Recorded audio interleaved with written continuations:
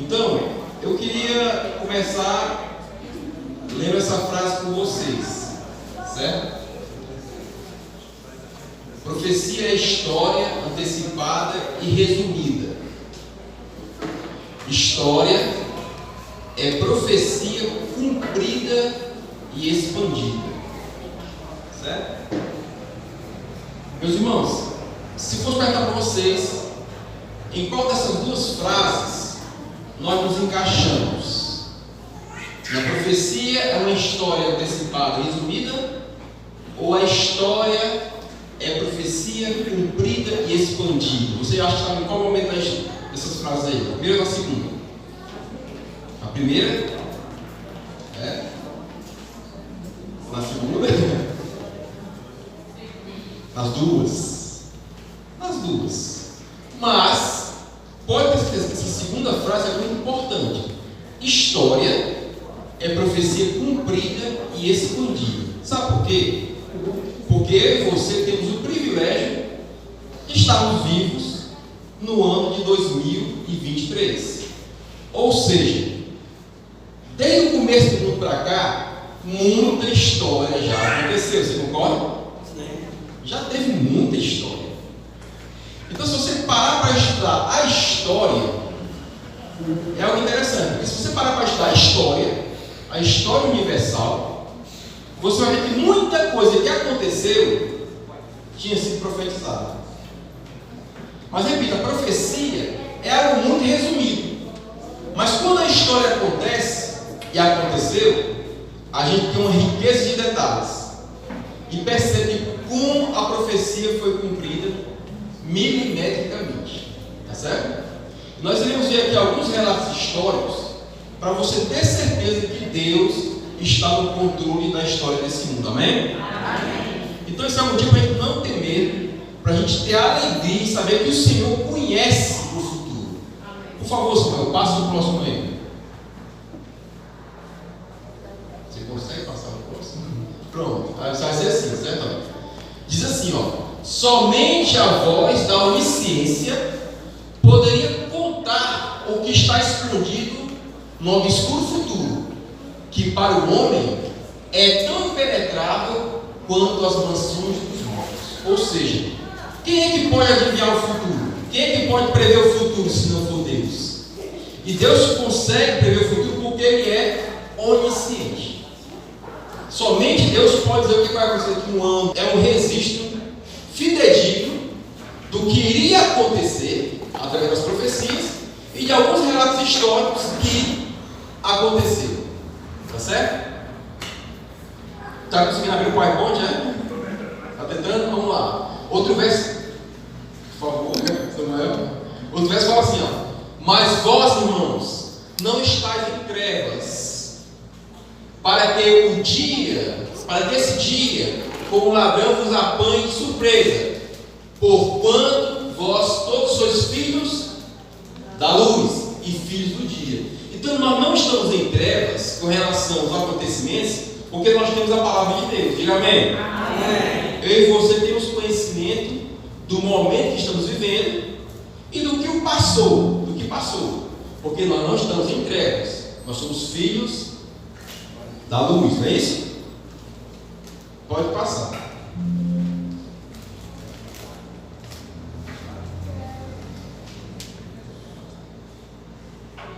Jesus, ao falar sobre esse tema, sobre profecia, ele disse o seguinte para os seus discípulos: quando, pois, vides o abominável da desolação de quem falou o profeta Daniel no lugar santo, quem lê, entenda. Isso significa o quê? Literalmente, entenda as profecias de...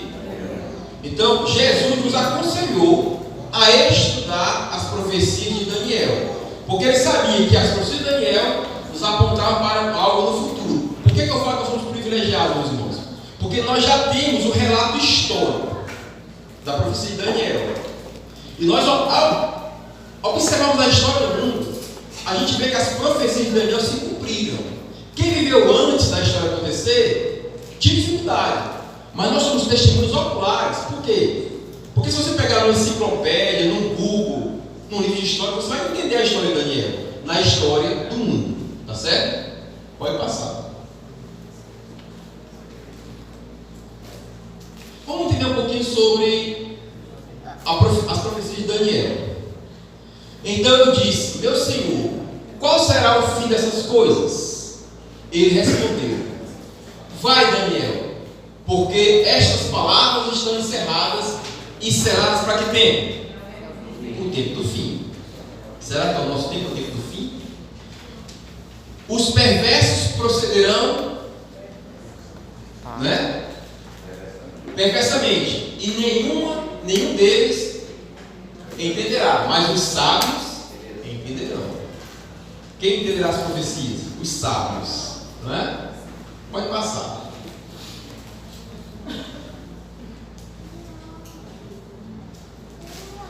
Vamos pegar um pouquinho aqui Daniel capítulo 7, para a gente tentar entender se essas profecias se cumpriram e em que momento da história isso se cumpriu, certo? Daniel 7, versículo 23 ao 25, se você quiser colocar na sua Bíblia, mas está aqui, diz assim, ó: disse assim, vou para cá: o quarto animal será o quarto reino na terra, o qual será diferente de todos os reinos, e devorará toda a terra, e pisará aos pés e a fará em pedaços. Profecia, uma coisa assim, bem simbólica. E quanto aos 10 chifres, daquele mesmo reino se levantarão 10 reis, e depois deles se levantará outro, o qual será diferente dos primeiros, e abaterá a 3 reis, e proferirás palavra contra o Altíssimo, e destruirá os santos do Altíssimo, e cuidará em mudar os tempos e a lei, e eles serão entregues nas suas mãos. Aí eu grifei aqui, ó: por um tempo, e tempos, e metade de um tempo. E algumas pessoas falam assim, ó: em um tempo, 2 tempos, e metade de um tempo. Eu tenho certeza que vocês já leram esse verso, já até estudaram esse verso. Mas eu queria hoje me aprofundar um pouquinho sobre essa profecia de Daniel. Dizer quando foi que isso aconteceu na história e quando foi que terminou. Esse será o nosso sermão de hoje. Tá certo? Pode passar.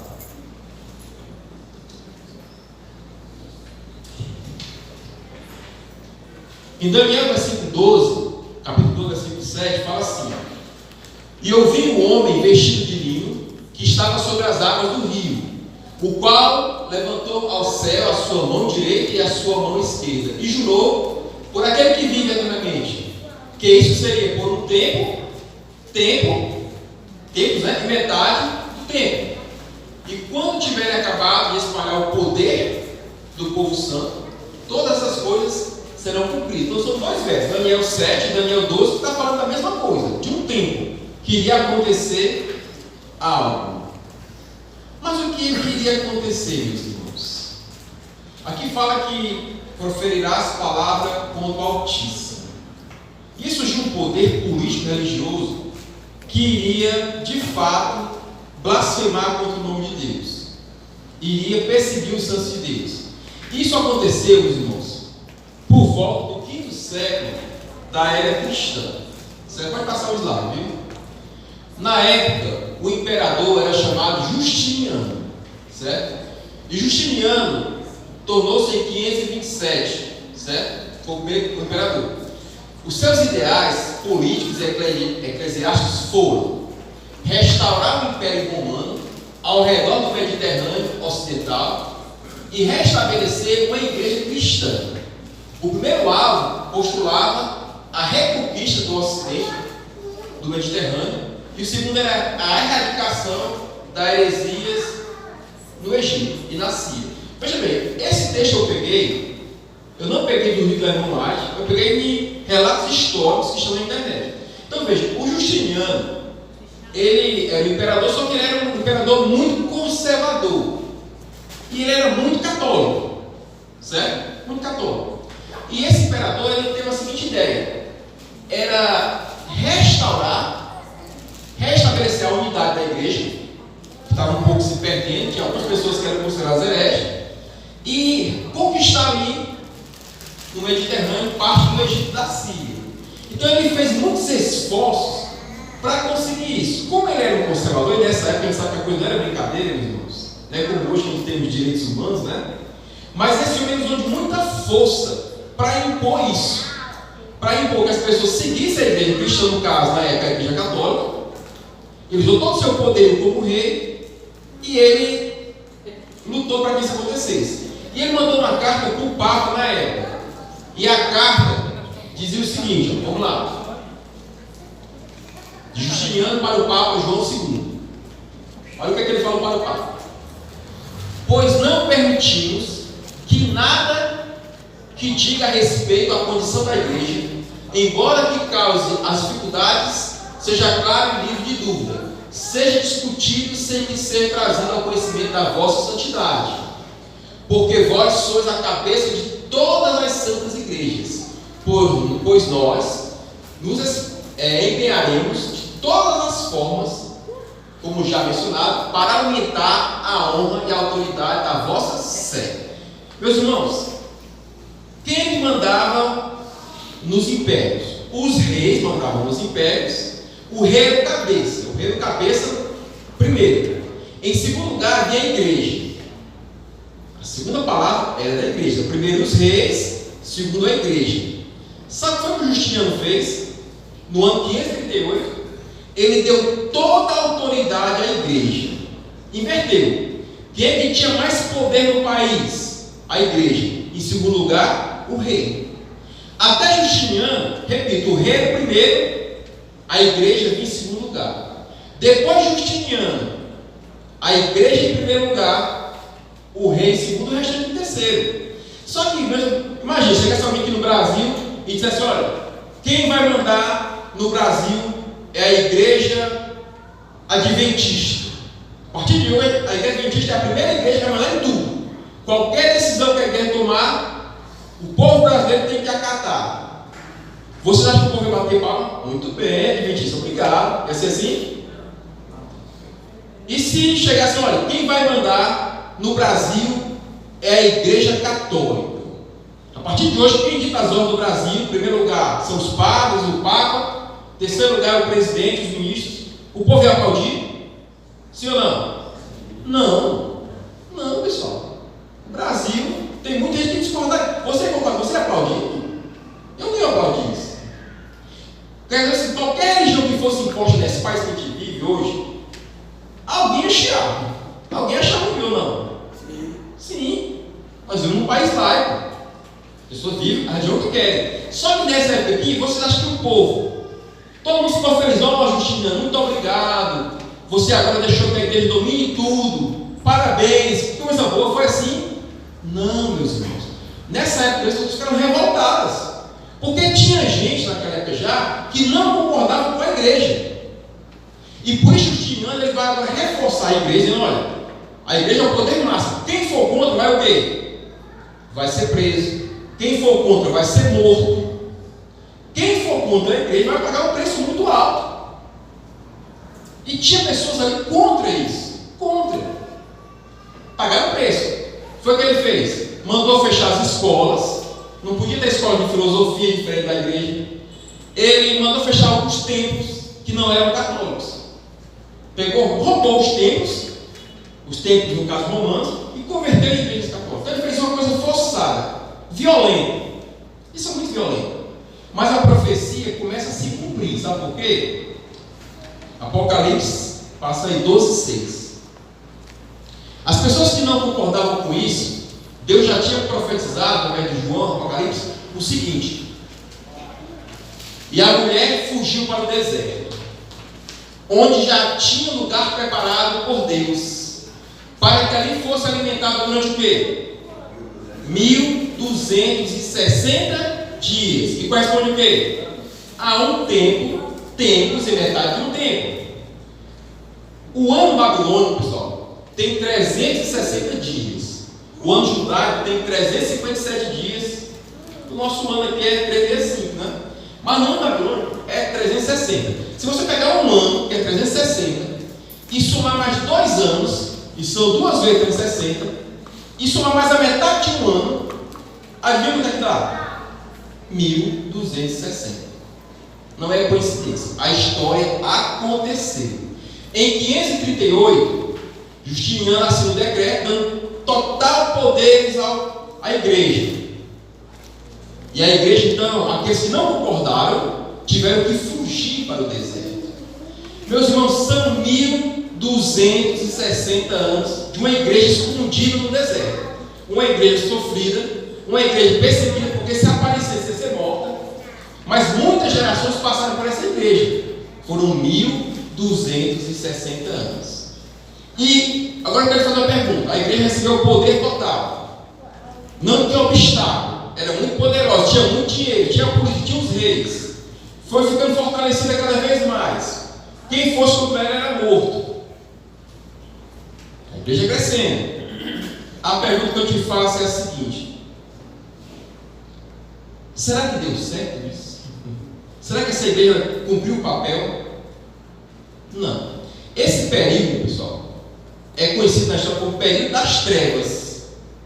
Por quê? Porque ninguém podia pensar. Ninguém podia pensar em ciência, ninguém podia pensar em filosofia, muito menos em religião e cristianismo fora da igreja. Então, nesse período das trevas, a coisa foi feia.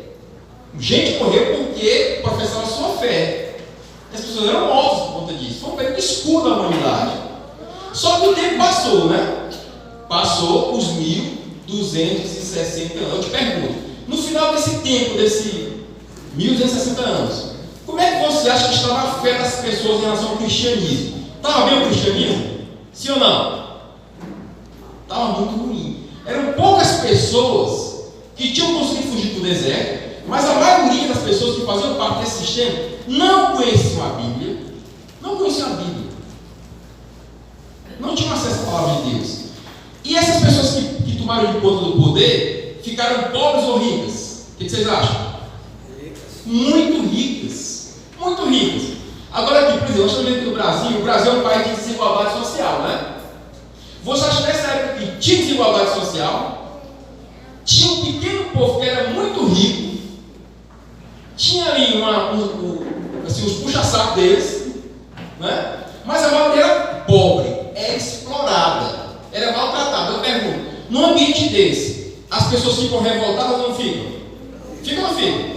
Ficaram. Depois desses 1260 anos, houve uma revolta tão grande, sabe aonde? Vamos ver, continuar o Apocalipse aqui, ó. Apocalipse fala assim: e darei poder às minhas duas testemunhas, e profetizarão o quê? Por 1260 dias, vestidos de saco. E quando acabaram o seu testemunho, a besta que sobe do abismo lhe fará guerra, e os vencerá e os matará. E jazerão os seus corpos mortos na praça da grande cidade, que espiritualmente se chama Sodoma e Egito, onde nosso Senhor também foi crucificado. E os homens de vários povos e tribos, línguas e nações verão seus corpos mortos por 3 dias e meio, e não permitirão que os seus corpos mortos sejam postos em sepulcros. E os que habitam na terra se regozijarão sobre eles, e se alegrarão, e mandarão presentes uns aos outros, porquanto estes 2 profetas tinham atormentado os que habitam sobre a terra. Veja, a sociedade tinha como referencial a igreja. E quem é que tinha a Bíblia naquela época? Quem é que tinha a Bíblia? A igreja. A igreja que tinha a Bíblia. A igreja romana que tinha o poder de ter a Bíblia. Nessa ocasião, as pessoas ficaram revoltadas e disseram assim: não tem condição. Nós somos explorados, somos maltratados, a gente tem que acabar com esse sistema. Aí ficaram com quem? Com raiva da Bíblia. Para combater o Império Romano, aconteceu uma coisa interessante na história, que é a Revolução Francesa. Vamos lá, passa o slide aí. Olha como é que foi a época da Revolução Francesa. No topo da pirâmide, 1%, quem é que está aí? O Estado do clero. Quem é o clero? A igreja. 1% da população da França era a igreja. Eles passavam bem ou passavam mal? A igreja tinha terras, a igreja tinha cargos, a igreja tinha prestígio, e a igreja nem pagava imposto. Era assim, certo? Aí na segunda parte da pirâmide tinha também parte desse povo da nobreza. Mas na maior parte da pirâmide tinha a burguesia, os camponeses, os colonos, os pobres. Essa população, meu irmão, se revoltou com essa igreja. Se revoltou. Eles vão pegar esse povo, vamos conversar com eles. Só que se revoltaram contra a palavra de Deus também, porque na cabeça deles só existia esse povo cristão que tinha a palavra de Deus. Sabe o que a Revolução Francesa fez? Primeiro, estabeleceu a república. Tirou o poder do Papa e do rei também. Agora vai criar a república. Isso é um legado. Os países são republicanos por conta, inclusive o Brasil, por conta da Revolução Francesa. Outra coisa interessante, a Revolução Francesa, ela estimulou a abolição da escravatura. Isso é bom ou não é? É excelente. E a Revolução Francesa criou um Estado laico. Todo mundo pode seguir a religião que quiser. Eu pergunto a vocês, isso aqui é importante ou não? Criar uma república, tirar a monarquia, tirar o poder do Papa, acabar com a escravidão no mundo e criar um Estado laico onde as pessoas podem optar por seguir a religião que querem. Não é interessante isso? Para nós isso é muito bom, meus irmãos. O Estado laico nos favorece. A Revolução Francesa foi uma coisa muito forte. A Revolução Francesa é um ponto na história que faz com que a gente entenda que a profecia se cumpriu. Sabe por quê? Porque começou em 538 com o decreto Justiniano. Se você somar 538 mais 1260, sabe o que ele vai dar? 1798. E foi em 1798 o auge da Revolução Francesa. Olha a história acontecendo. E olha a profecia se cumprindo. Certo? Se cumpriu perfeitamente. E aí, o que foi que aconteceu? Quem são essas duas testemunhas, certo? Quem estuda a palavra sabe que é o Antigo e o Novo Testamento. Sabe o que aconteceu na Revolução Francesa? Sabe o que eles fizeram com a Bíblia? Passe aí.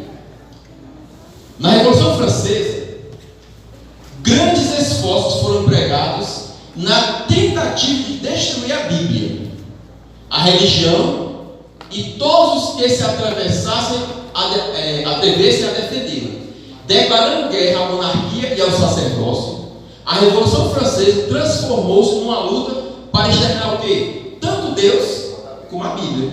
Então, na cabeça dos franceses, ela tinha que acabar com a Bíblia, tinha que acabar com os padres, com os papas, porque eles estavam já cansados de serem oprimidos. Mas nesse negócio que é, não vamos acabar com a Bíblia. A Bíblia é um livro que não ajuda em nada. Tocaram fogo em Bíblias, em praça pública.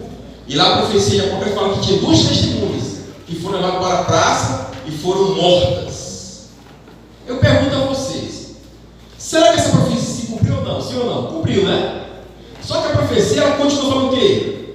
Que depois de morta elas vão o quê? Reviver. Passa o slide.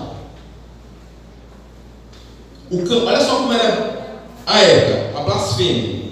O caminho para essa revolução foi preparado pelos escritores Voltaire, Mirabeau, Diderot, Rousseau e outros do mesmo gênero. Nestes livros, os autores se esforçaram para disseminar princípios subversivos, tanto da religião natural como da revelada. A revelação foi apenas contestada, mas deixada totalmente de lado. A divindade foi banida do universo e substituída por um fantasma imaginário sob o nome de Deus da razão. Então na França não tinha mais religião, não tinha mais catolicismo, não tinha mais Bíblia, era Deus da razão que predominava. O povo se revoltou. Continua. A situação foi a seguinte: a situação tomou uma dimensão tal que no ano de 1793 artistas teatrais eram ruidosamente aplaudidos por blasfêmios ou maria contra Deus e a Bíblia. Olha um exemplo.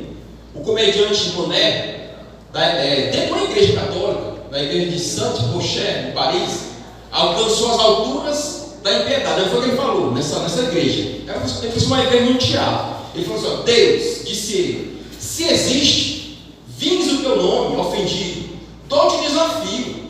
Tu permaneces em silêncio, não ousas lançar os teus trovões. Quem depois disso vai acreditar na tua existência? Essa era a cena. As pessoas ensinando que Deus não existia, que Deus não existe, bens da natureza. Essa foi a grande revolta. Então a profecia dos 1260 dias se cumpre, desde Justiniano até a Revolução Francesa. Pode passar o slide. Antes de sua chegada a Lyon, olha o que eles fizeram. Fauché ordenou que todos os símbolos religiosos deveriam ser destruídos. Lembra que era a igreja católica, eles tinham os símbolos religiosos. E fosse escrito nos portões do cemitério: a morte é um sono eterno. Uma imensa multidão de assassinos e prostitutas, seguida por um jumento, levando o evangelho, a cruz e os vasos da comunhão, que logo foram entregues às chamas, e o jumento foi obrigado a beber na taça da Santa Ceia o vinho consagrado. Então eles queriam humilhar o sistema religioso, eles queriam humilhar os padres, humilhar o Papa. Eles conseguiram fazer isso, eles conseguiram. A Revolução Francesa foi um marco histórico da humanidade. Passe aí. Só que Voltaire, um dos pensadores franceses, ele falou a seguinte besteira. Voltaire afirmou que em 100 anos a Bíblia seria totalmente obsoleta. Errou, foi feito, não foi? Voltaire, a sua empolgação, vendo aquilo acontecer, as pessoas revoltadas: olha, daqui a 100 anos não tem mais nem Bíblia, ninguém vai nem saber que existe Bíblia no mundo. Só que Apocalipse fala o quê? Que, se você ler Apocalipse 22, aliás 11:11, fala assim, ó: e depois daqueles dias e meio, depois de 3 dias e meio, aliás, o Espírito de vida vindo de Deus entrou neles. Em quem? Nas testemunhas, né? E puseram em seus pés, e caiu grande temor sobre os que viram. Pessoal, 3 anos depois da Revolução Francesa, porque fala 3 anos e meio aqui, ó, e foi 3 anos depois, surge a primeira sociedade bíblica no mundo, na Inglaterra. Diga amém.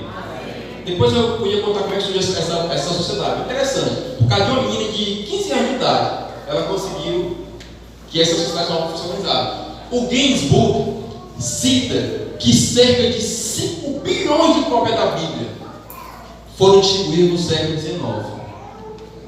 Olha só, Voltaire falou que em 100 anos não ia ter mais Bíblia. No século XIX, 5 bilhões de Bíblias foram distribuídas. Amém? Amém. A profecia se cumpriu ou não se cumpriu? Eu acho assim, milímetro por milímetro. A profecia de Apocalipse de Daniel se cumpriu, vai passar.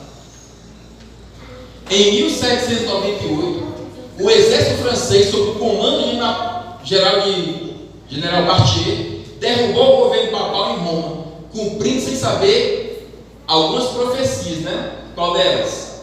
Que a cabeça, e vi uma de suas cabeças ferido de morte, e sua chaga mortal foi curada, e toda a terra se maravilhou perante a vista. Meus irmãos, Deus usou a França, Deus usou a Revolução Francesa, Deus usou essa revolta popular para fazer a profecia se cumprir. Porque esse general prendeu o Papa. Você vê que Justiniano deu toda a autoridade ao Papa.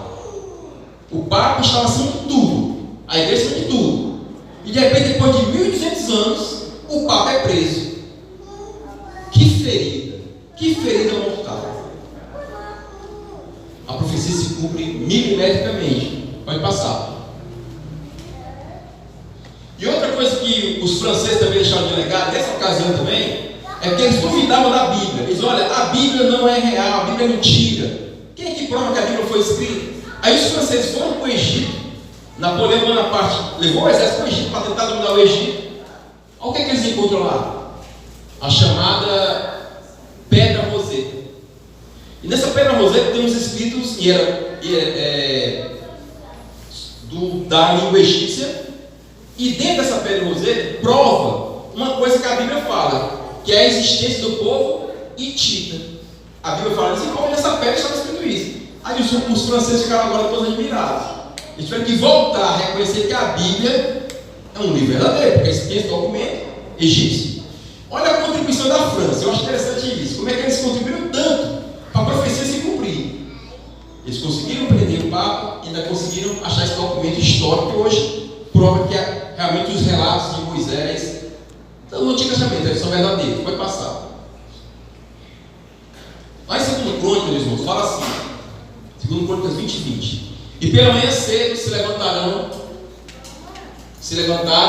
né, e saíram ao deserto de Tecoa. E ao saírem, Josafá pôs-se em pé e disse: ouve, ó Judá, e vós, moradores de Jerusalém, crede no Senhor vosso Deus e estareis seguros.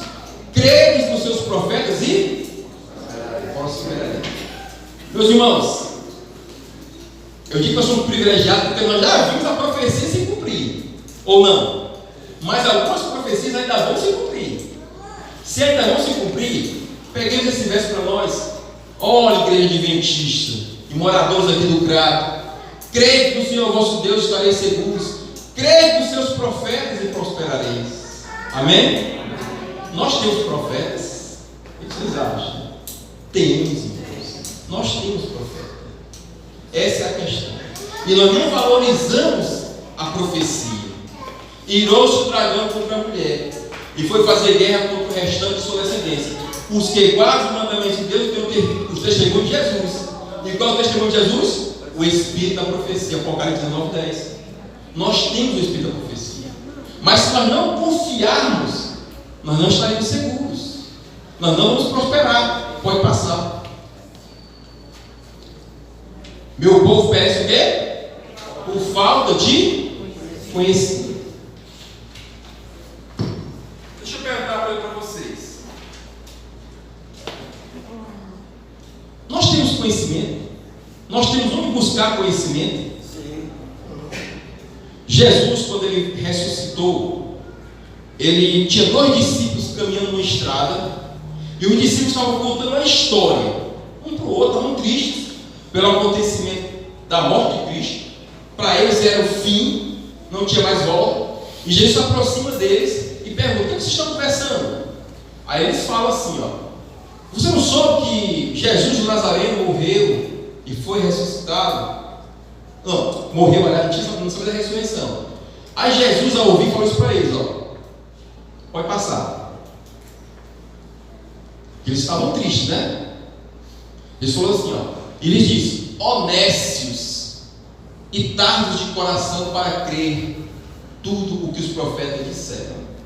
Porque os profetas tinham falado que Jesus, que o Messias ia padecer, que o Messias ia sofrer. Isaías falou sobre isso, Moisés falou sobre isso, mas as pessoas não tinham entendido. Ele falou: ó nécios de coração, vocês não conseguem entender o que os profetas estão dizendo? Meus irmãos, essa frase de repente é para nós. Honestos de coração, vocês não estão entendendo o que a profecia está dizendo? Você não está entendendo em que tempo você está vivendo? Que nós estamos vivendo o tempo do fim? Será que nós duvidamos que as profecias que nós vamos estudar não se cumpriram? Porque alguém pode pensar assim: não, mas isso é muita forçação de barra, você querer colocar a história da profecia bíblica. Será que é? Tem que comprar uma luva para você, uma luva. A minha luva já tem um tamanho grande. É uma luva grande para caber na minha mão. Se eu comprar uma luva média ou pequena, vai ficar apertado. E eu não vou conseguir colocar uma luva da mão esquerda na mão direita. A luva tem que ser perfeita. Tu acha que a história não foi perfeita no cumprimento da profecia? Será que vai ter uma outra história ainda para cumprir a profecia? Para mim a história é perfeita, inclusive nas datas, nos tempos. 3 anos e meio ressuscito as testemunhas. Em 3 anos e meio vem a sociedade bíblica. Eu queria só mostrar um slide para vocês terem uma noção do material que nós temos. Aqui nós são alguns livros da irmã White. Consegue chegar aí? Ciência do Bom Viver. Acho assim, por favor. A igreja remanescente. Vamos lá aqui. Conceito sobre regime genital, lá adventista, grande conflito, mente, caráter, personalidade. Nós temos ou não material para conhecer? Muito, né? Nós temos lido isso aí, irmãos. Temos dado valor a isso aí. Irmão, não sei ler, não gosto de ler. Vai escutar. Está tudo lido já. Bota o fone no ouvido. Vá ouvindo. Vá aprendendo algo novo. Para a gente se situar onde é que a gente está, meus irmãos. Eu queria finalizar com essa frase bíblica: os céus e a terra passarão, mas as minhas palavras jamais passarão. Amém? Amém. Amém, né? Deixa aí, hoje bem. Mas nas nossas vidas, será que a palavra de Deus não tem passado? Não tem passado de lado? Será que a palavra de Deus realmente está na minha tua vida? Nós temos dedicado tempo a estudar a palavra de Deus. Porque a gente sabe que a palavra não passará. O céu vai passar, a terra vai passar, mas a palavra permanece. Mas ela precisa permanecer em mim e em você. Sabe por que eu estou dizendo isso, irmão? Porque a gente vê hoje movimentos na igreja, movimentos de separação. Saíram grupos da igreja tentando fundar uma nova igreja nessa altura do campeonato. Pessoas saindo daqui para tentar ser melhor ali, resolver vir outro canto, fundar um movimento será mais conservador, mais puritano. Quando eu vejo isso, me preocupado. Quando eu vejo irmãos preocupados com o puritanismo, eu vejo que a igreja está esquecendo da graça, da misericórdia e do perdão. Deus está no controle da história, diga amém? Amém. Deus instituiu um povo depois das 2.000 tempestades. Outra profecia que se cumpriu, esse povo somos nós, a igreja adventista. Então Deus vai conduzir essa igreja até o final. Até o final. Não importa o que vai acontecer, Ele vai conduzir esse povo. Nós temos material para entender o que estamos vivendo. Então o nosso papel aqui, sabe qual é? Primeiro, estudar. Primeiro, aumentar a nossa crença. E o mais importante, que tem uma profecia em Apocalipse 14 que fala assim: ó, vi outro anjo voando pelo meio do céu, tendo o evangelho eterno para pregar a toda tribo, língua, nação e povos, dizendo em grande voz: temei a Deus e dai glória, pois é chegada a hora do seu juízo, e agora é aquele que fez o céu, a terra e o mar, as fontes das águas. Não é assim? Quem é esse anjo? Quem é esse anjo? Nós, meus irmãos. É uma profecia que está se cumprindo. O anjo está pregando, o anjo está anunciando a volta de Jesus. As pessoas estão ouvindo que Jesus vai voltar, amém? E quando todos ouvirem que Cristo vai voltar, a maior profecia de todas, a mais bela, a mais importante, a que nós mais almejamos vai acontecer: a volta do nosso Salvador, amém? Que Deus te abençoe aqui também, e que nós possamos estar no meio desse povo que vai olhar para você e dizer: esse é o nosso Deus em que nós aguardamos. Amém.